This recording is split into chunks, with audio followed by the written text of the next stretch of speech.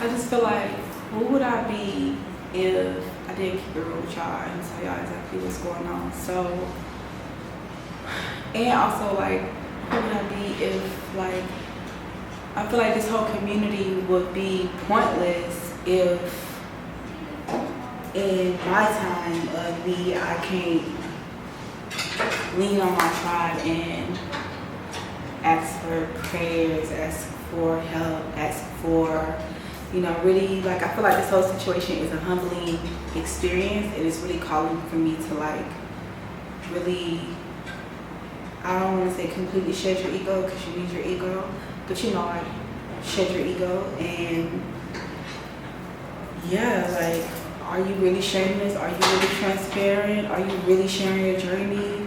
Like, and this girl, you're gonna hear like some sounds in the background. I have a maintenance taking place, but I want to just do this and get out the way. But yeah, so I know a lot of people have also been asking like about my process of moving here. One of the things I haven't quite shared in detail is how I was able to move here so quickly and what that situation looked like. So here's a little story time. So basically, long story short, I had a friend of mine, somebody who I consider a sister, finesse the fuck out of me. How did this happen? Basically, what happened is 4 months ago, back in May, when I was deciding like, okay, am I gonna end my lease and move to Mexico? Am I gonna renew my lease and stay in Dallas? So am I gonna renew my lease and go like the Airbnb route? I can make a little extra money while I'm like pursuing, you know, this travel journey or whatever. So a friend of mine at the time, she was in a place of need, and she pretty much yeah, like it was an urgent situation. I feel like, you know, we talk about sisterhood, we talk about women's empowerment and all of these different things, but I can't call myself a friend or a sister if when my friend or somebody who I consider my sis to be in a time of need to not help out when I can. So she came to me like, okay, she can like pay the rent, pretty much sublet the apartment. So I'm like, cool, you know what I'm saying? Like I said, she was in an urgent situation. It was an emergency, like it was, you know, she had kids. Like it was just a bad situation what was going on personally in her life. So I'm like, okay, you come to my place, no problem. We'll figure this out, whatever. So she came to my place. I left towards the end of May, and we pretty much had agreed that she would sublet the unit.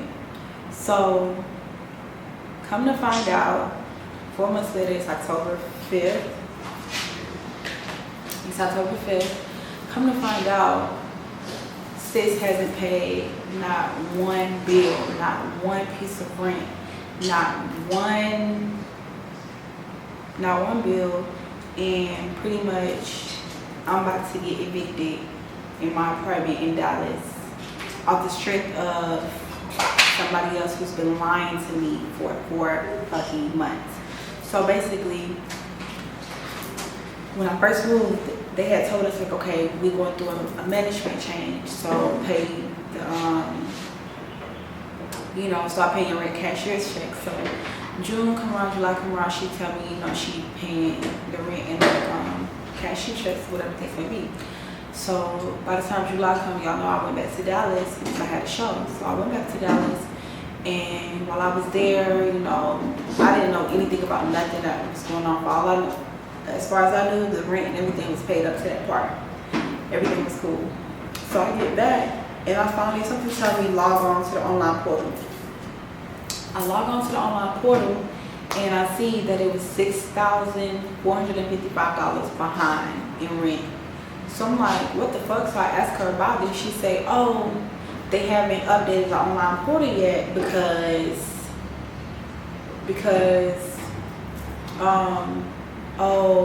you know, they had changed over the management. I'm not the only one having these issues. Like when I was on the elevator the other day, this girl was telling me that she was having the same issues.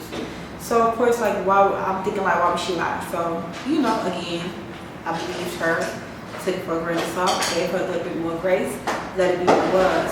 So now more time passes by. Now she's also paying me directly for my washer and dryer, because my unit that's coming washer and dryer, I had to purchase it myself. So I asked her like, hey, you know, where's the payment for the washer? It's already been like 2-3 weeks, because she was supposed to pay it on September 1st for September. She was like, oh, I thought I was gonna get paid this weekend, didn't get paid yet, so I'll send it to you next weekend for sure. And I also just go ahead and send you the bill for October too at the same time, so we can get it out of the way. So I'm like, okay, cool. Next weekend come. She was like, oh, can I Walmart it to you because something's going on with my Cashapp? I said, well, do you have Zelle? She never texted back. Then we finally spoke on, I feel like it was Thursday. We finally spoke on Thursday. Child, basically, let me see. So yeah, she was like, oh, I'll have to send it to you Walmart to Walmart. If there's one near you, I can't send through Cashapp. I tried to, and it says it's locked up. Let me know if you are close to a Walmart. If not, I have to find someone to send it. I said, well, do you have that? So let me adjust this lighting real quick.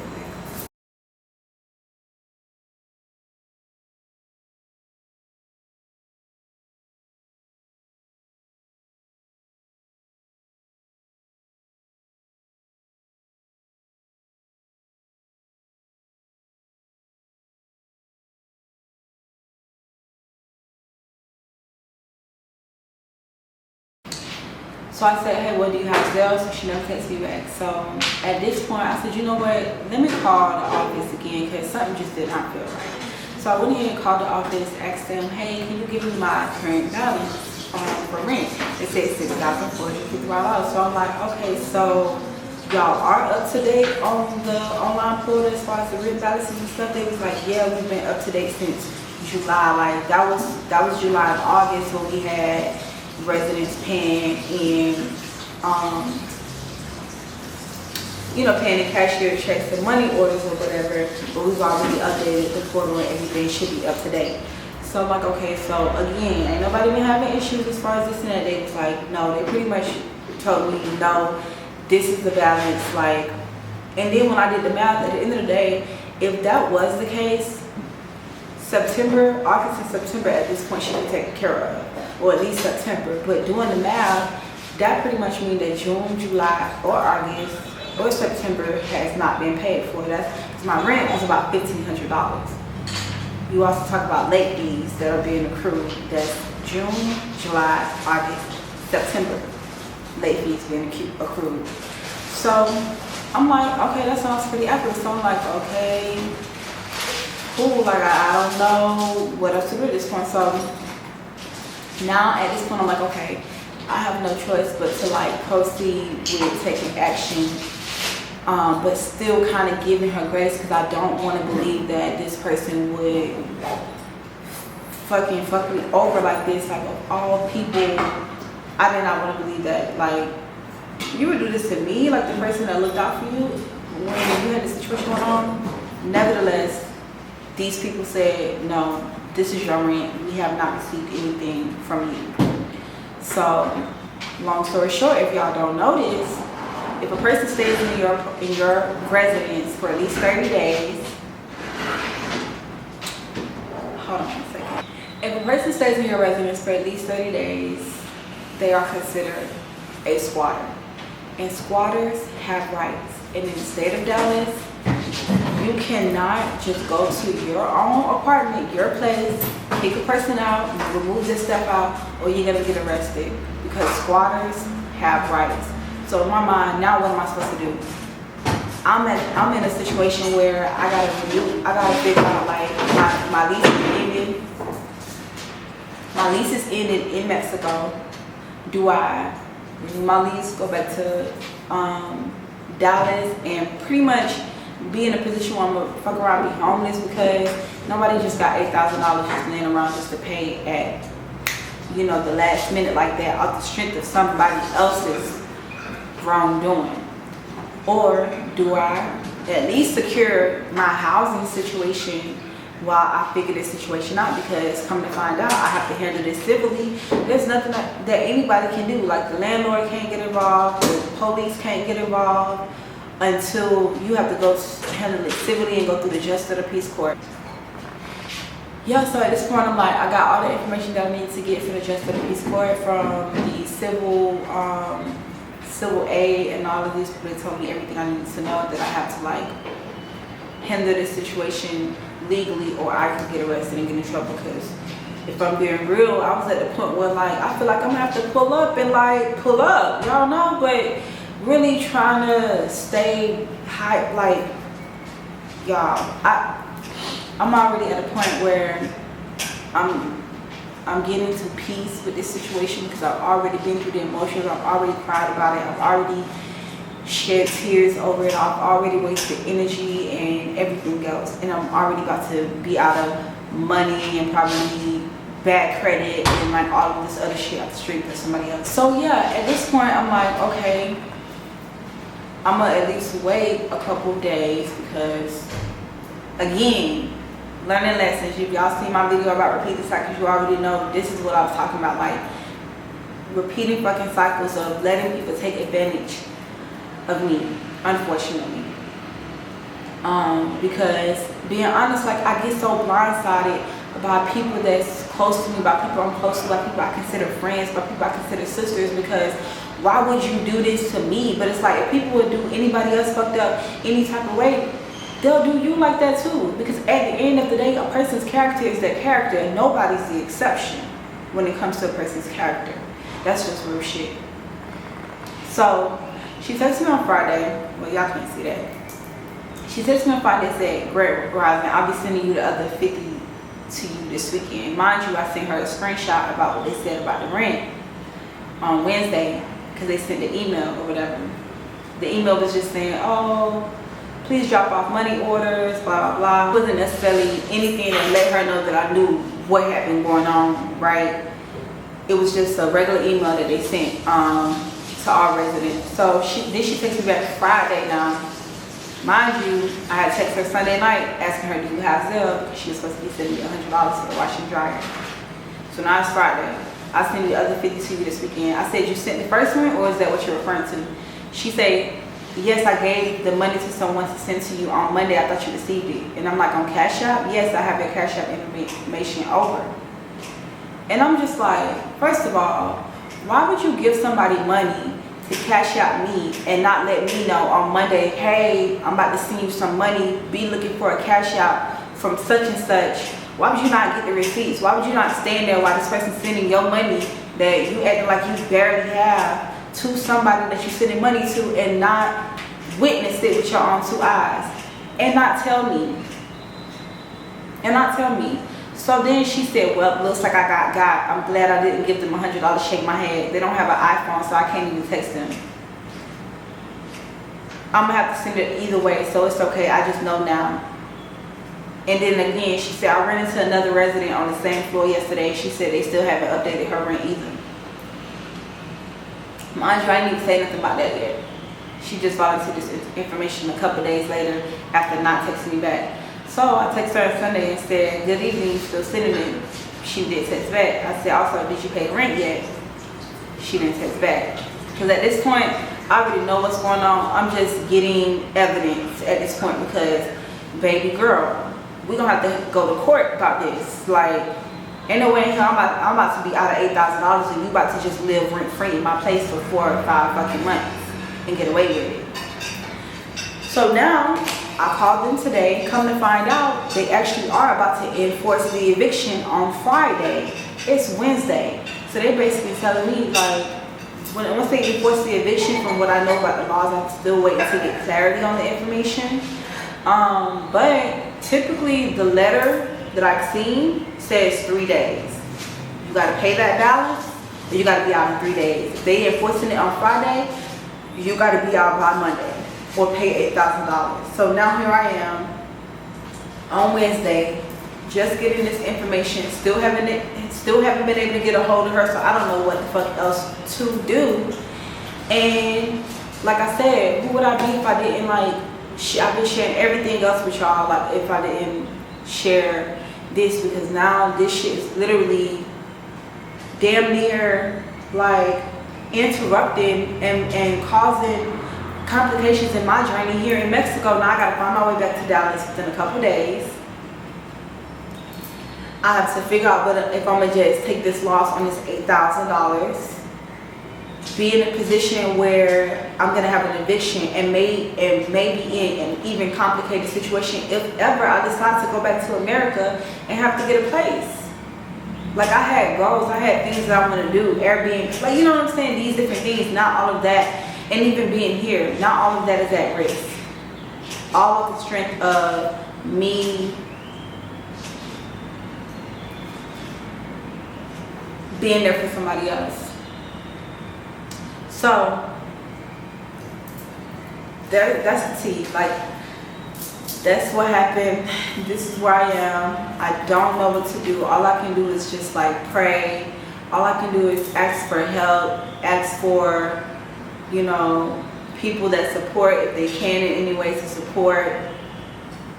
Like I really don't know what to do, but really just like allow myself to be open to receiving, because if I know anything, that miracles happen every single day.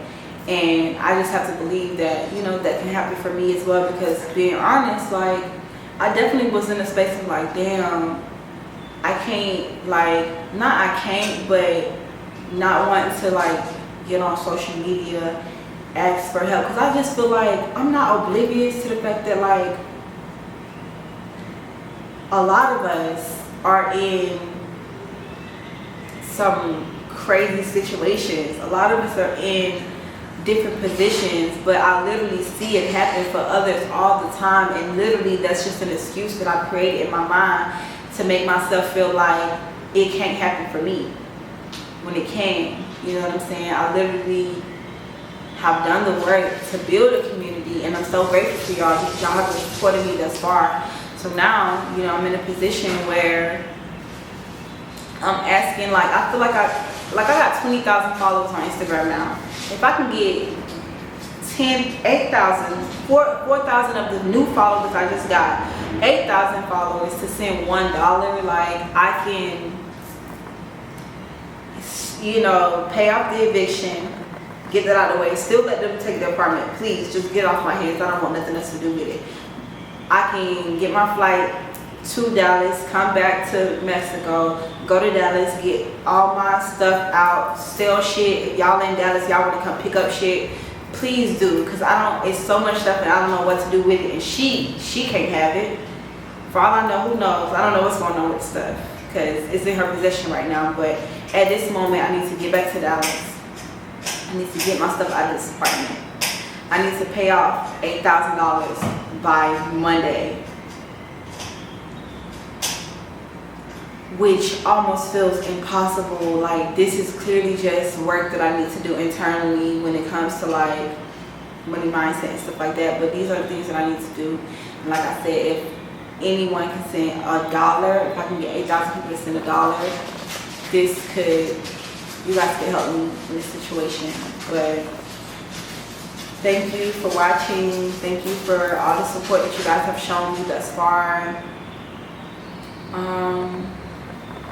And like I said in that one video, like I know me, right? I know I have a blind spot when it comes to people that are close to me. But if you can learn anything from this situation, like use your discernment. But I don't care who it is, like I don't care who it is. Do not sacrifice yourself off the strength of others. Like if it's gonna take more out of you than what you offering up, like find other options. Like I'm realizing like there was more I could have did. You know what I'm saying? I'm already knowing I could have handled business better. I could have got paperwork. I could have did all of these things that I was pretty much blindsided to off the strength of the relationship, off the strength of the circumstances that she was in, off the strength of even me just want to embark on this journey and just being excited and ready and feeling like everything is aligning and really just seemed like everything was coming into play, perfectly aligned for me to do something I've been wanting to do for years, and to now have that threatened by someone who I pretty much, you know what I'm saying? So this is where I am now, and please, like, don't be me. Don't be me. I always feel like I go through shit to be the guinea pig for others to not have to go through it, because one thing about it, I'm resilient and I'm gonna get through this, and nothing is too big, nothing is too small, like nothing is too big for a giant. But for real, y'all, like, put yourself first. Like, there's really no other way to like put it. Put yourself first. Handle your business. Handle your business, because I should have definitely got motherfucking paperwork. She should have been on the lease, and if you can't get on the lease, baby, then you can't be in the fucking unit. Like, I can give you some contacts to some shelters. We can find you some other options. But if it's gonna put me in a bond, I can't do it. And I'm learning that now. Like, y'all literally just went through this shit 3 years ago. That's why I say we repeat cycles until we learn our lessons, and it will hit us where it hurts until we realize, like, okay, you got to do better. Same shit happened to me in 2018 with another friend. Not exactly the same, by all means, it wasn't exactly the same, but it was still a situation where I put myself in a position to allow what happened to me to happen to me, and to put everything I had going on at risk. So I will put all of my information down in the comments if anybody want to help. You know, Cashapp, PayPal. I feel like, damn, should I start a GoFundMe? Hold on. Yeah, I don't know what to do, and part of me just feel like, you know, I feel like people that are naturally givers, we have a really hard time asking for help. Like, this is so fucking hard. But I feel like I've been put in a situation where I have no choice. So I'm gracious, I'm graceful, and I'm grateful for any support, any help. And please, like, I done said this again, I'm gonna say it again. Learn from others. You don't have to do the same shit to learn it. Like, put yourself first. So I said, baby, this is you season